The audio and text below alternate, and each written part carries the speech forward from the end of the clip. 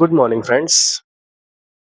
आज मैं कल जो है क्लास पढ़ा रहा था, तो मेरे क्लास में एक बच्ची है छोटी-सी। उसने कहा कि सर हमारी किताब में मैं 6वीं क्लास में हूँ, यूपी बोर्ड से आती हूँ, तो मेरे हर बुक में जो हिंदी की है, इंग्लिश की है या साइंस की कोई सी भी बुक है, तो उसमें एक पहले या दूसरे पेज पे एक चीज़ लिखा रहता है कि प्रस्तावना यानी उद्देशिका लिखा रहता है और उसमें लिखा रहता है हम भारत के लोग, भारत को एक संपूर्ण प्रभुत्व संपन्न समाजवादी पंथ-निरपेक्ष लोकतंत्रात्मक गणराज्य बनाने के लिए, तो ये सारी चीज़ें क्या हैं? मतलब विषय की किताबें अलग-अलग हैं।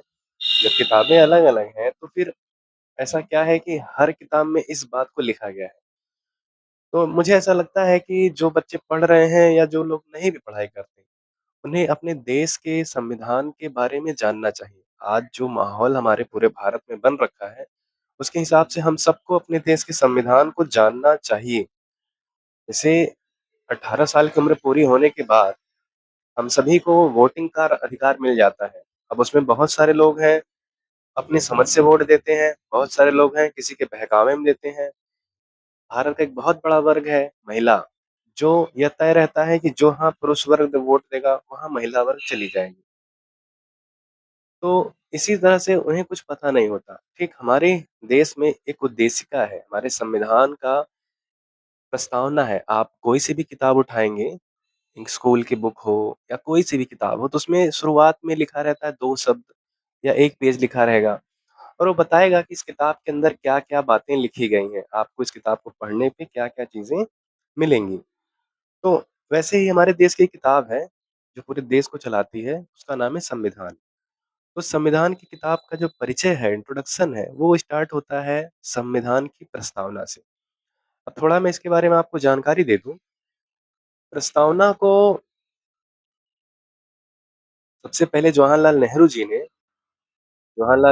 प्रस्तुत किया 9 दिसंबर, 11 दिसंबर, 13 दिसंबर ये 3 तारीखें हैं। 9 दिसंबर को संविधान सभा में पहली बैठक हुई, फिर दूसरी बैठक हुई, फिर 13 दिसंबर को जवाहरलाल नेहरू जी ने एक प्रस्तावना का रूप रखा।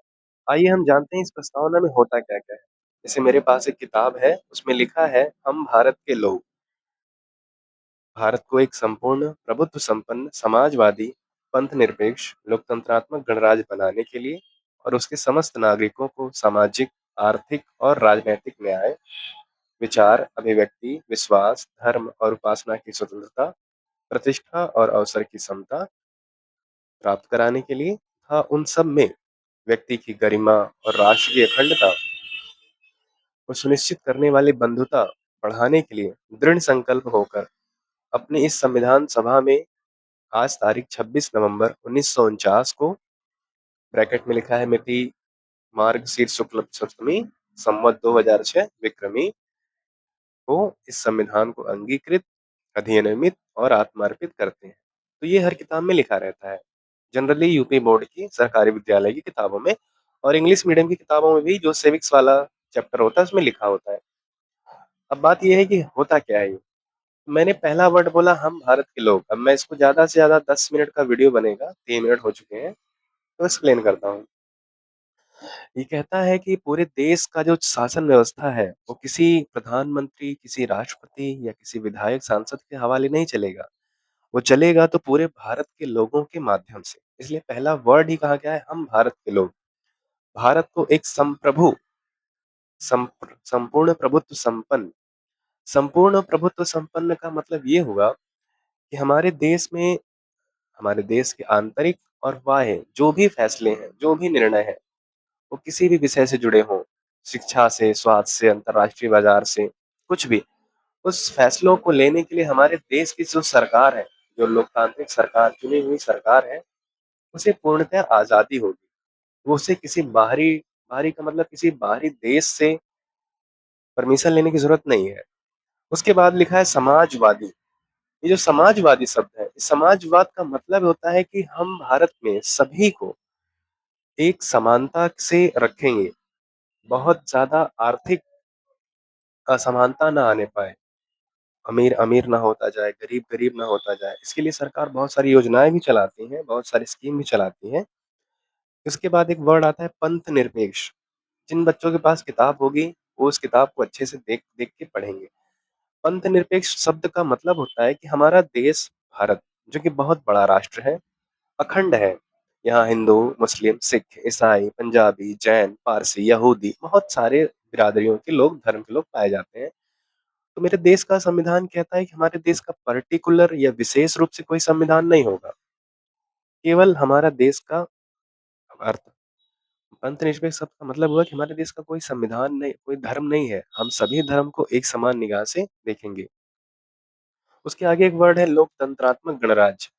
तो लोकतंत्रात्मक गणराज्य शब्द का मतलब ये है कि हमारे देश में राजा का बेटा राजा बनेगा, ऐसा फंडा नहीं है। हमारे यहाँ पूर्णतया लोकतंत्र का मतलब ये होता है लोगों के द्वारा चुनी हुई सरकार। तो यहाँ पे जैसे कि हमारे देश में राष्ट्रपति महोदय हैं, तो राष्ट्रपति जी को इनडायरेक्टली भारत की जनता ही वोट करती है। फ़र्क ऐसे है कि जनता वोट करती है अपने अपने जिले के सांसद को, विधायकों को, और वो सांसद विधायक वोट देते हैं राष्ट्रपति महोदय को।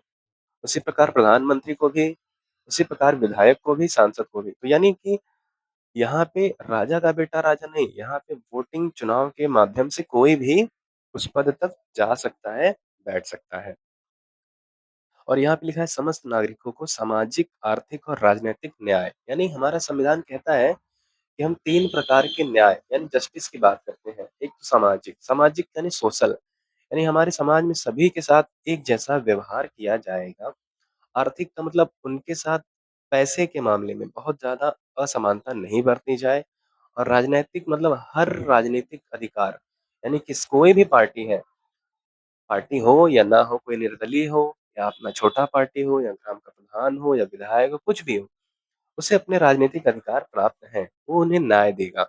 अब हमारे देश में संविधान में 5 प्रकार की स्वतंत्रताओं का वर्णन किया गया है। स्वतंत्रता यानी आज़ादी, विचार की, आपके हर व्यक्ति को अपने मन में अपना विचार रखने की पूरी आज़ादी है।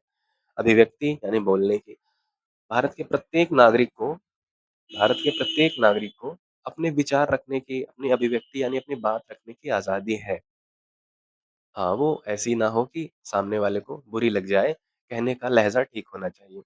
विश्वास, धर्म और उपासना यानी हमारे देश में कई अलग-अलग धर्मों के लोग निवास करते हैं, तो उन्हें अपनी-अपनी धार्मिक संस्थाओं, अपनी रीति-रिवाज़ों को मानने का पूरा अधिकार है।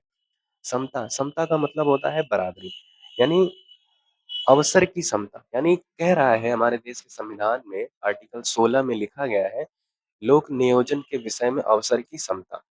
यानी कि हमारे देश में जो भी व्यक्ति जिस लेवल की पढ़ाई करता है, जिस जो इसकी उम्र है, उस हिसाब से उसे सरकारी नौकरी में जाने का अधिकार है और उसके ऊपर किसी भी तरह का जाति से, धर्म से, जन्म से, लिंग के आधार पे भेदभाव नहीं किया जाएगा। इन सबको प्राप्त कराने के लिए तथा उन सब में व्यक्ति की गरिमा और राष्ट्र की एकता, अखंडता सुनिश्चित करने वाली बंधुता।